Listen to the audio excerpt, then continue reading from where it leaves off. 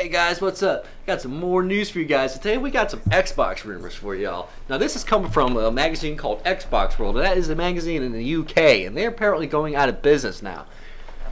And their second to last issue, they're going to be spilling everything they know about the Xbox 720, or the Durango as it's codenamed. And they go on to say that the Xbox is not going to have any numerical modifiers to speak of. Like, it's not going to be the Xbox 720 like we all thought it was going to be. It's just going to be just Xbox. That's what they're saying. And they're also saying it's going to have a quad-core processor with 8 gigs of RAM and the Blu-ray capabilities. Now, that is really cool. I can't, this is going to be some really good games out of this. I mean, it should be like, it needs to be at least 4 times as powerful as the current gen. And with these specs, if these are legit specs, then yeah, we're going to see that. We're going to see something really ahead of what's out there right now. Maybe even the Wii U. I know a lot of you Nintendo fanboys are going to get so pissed. But Nintendo does have a good heads up on them. They got a year head start on Microsoft and Sony. They can do a lot with that. And this is where they need to really, really put out some shit that shows off that console. Why you want the Wii U at the, instead of the new Xbox and the new PS4. So this is going to be a really interesting time. And now we have this whole new element of online stores and all that. I mean, we've never had that in gaming before, so it could go any way right now. I mean, for all we know, Kmart or Sears will make a gaming console that will just stomp everything out. I mean, it's crazy times right now. Yeah, I mean, they're also going to have a support for an augmented head reality device. I mean, there's the head of ID Software, the creator of Doom. He is a big backer in this thing. I mean, he thinks this is it. This is where we're going as far as video game consoles. We're not going to be playing on TVs anymore. We're going to have this little headset thing we put on. It kind of looks like a pair of sunglasses, but it's all one screen, so you get a 90-degree angle on these glasses, and you can get to move your head around and all that. I mean, it's really cool. It's really like involving the player into the game like never before. I mean, this is something that we've been dreaming of probably since like 92, 93 with this virtual reality stuff, but it's never been that great. And the headsets were always been like these big bulky devices. And, I mean, they've had virtual reality for a while, but it just never really took it off like it should have. I mean, now we have the technology to really, really do something cool with it. And Google's kind of got like this headset thing going on, where it's like it's taking all the features of your Android phone and put it on these glasses, which is really cool. Because if you ever text and drive, I mean, even though you should never do that, because God forbid anything happen to you guys, family. But yeah, it's putting up the text message on that screen, and then you just it has a talk to text, and you just say what you want to say back to them and tell it to send, and there you go. And your eyes wouldn't leave the road for that much long, So that's really cool. That's a cool invention. So we're now starting to see some future shit with these like headsets and visors and shit like that. So in the next few years, we look forward to seeing some of this shit start coming out. It's really cool, man. But yeah, this new Xbox, man. I like the specs that this has. I think this is legit. I really do. That's why I'm uploading this video. I don't think this is bullshit. I mean, they're saying that we're probably going to know before E3 in June, and then I suppose that's when they're going to release.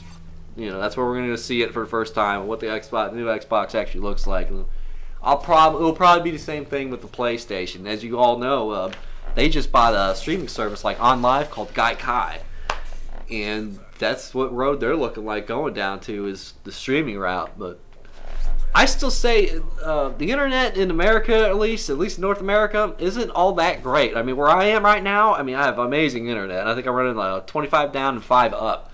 That's a kick-ass speed. That's more than enough to take care of OnLive or any type of streaming service out there.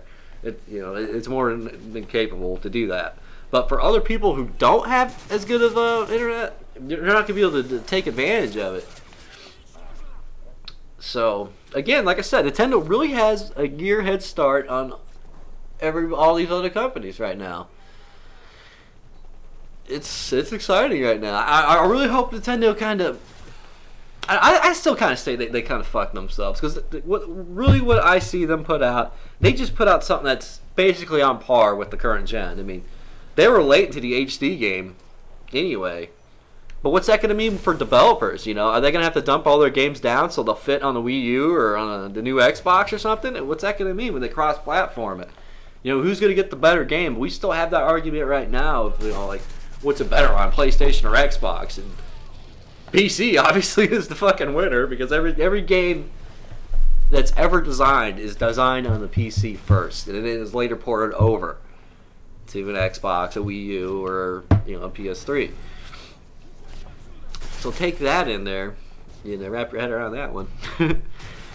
PC gaming is really the way to go, I still say, because no matter what console comes out, your PC, your rig, is still going to be better than it, no matter what the fuck happens. I mean, you could, but then again, even if it's not, you can always upgrade like the processor or the video card or the RAM, and it will be back to where it was, just like steps and steps ahead. I mean, that's the thing about PC gaming. It is, ever since back in the day with the CD-ROM games, it's always been like another world compared to what was going on consoles, like the adventure point-and-click games that were on the PC time in the 90s. You didn't get that on a console. All you get like is a Mario type of game or a Sonic type of game. I mean, you didn't have that involvement into, like a story. I never understood that. I thought that the point-and-click adventure games were like, they were fun as shit. They, it always taught me that a ridiculous amount of rope is always handy at some point.